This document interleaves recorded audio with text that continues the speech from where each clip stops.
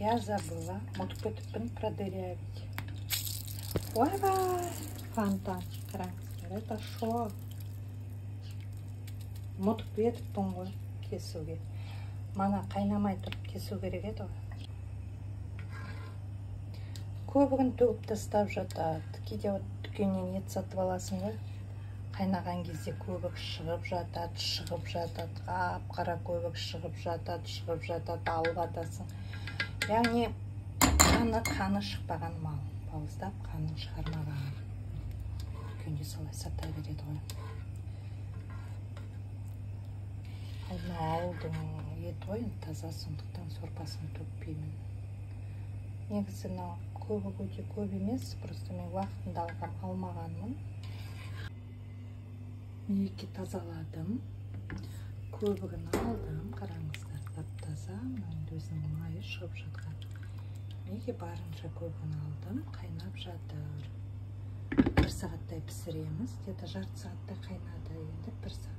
Еттің жұмсақ болғанын жақсы көремін. Қайната тұрамыз. Неге нанды жайдым. Абы как. Жұқа етіп жаюға тырыстым. Енді бұл дегдей тұру керек. Шамалы кепсе жақсы болады. Езілмейді біріншіден. Екіншіден кепкен нан сойына сіңіріп, дәмді болып піседі. Дегдей тұру керек. Етімізге барайық. Ет пісіп жатыр.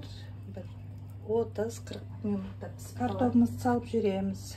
Етпен бірге пісу керек. Қараңыздаршы, бір ғана шұжық сорпасын қараңдаршы. Қандай керемет. Мынау свежая картошка, биылғы картошка ғой. Біз өзі 3 адамбыз, 2 ересек адам, бір кішкентай бала. Үшеумізге жетеді.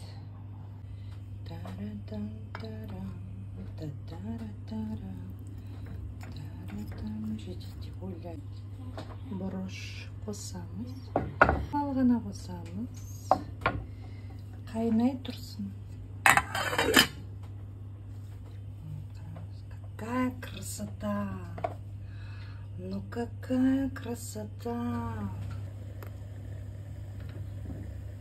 Шуталамыз.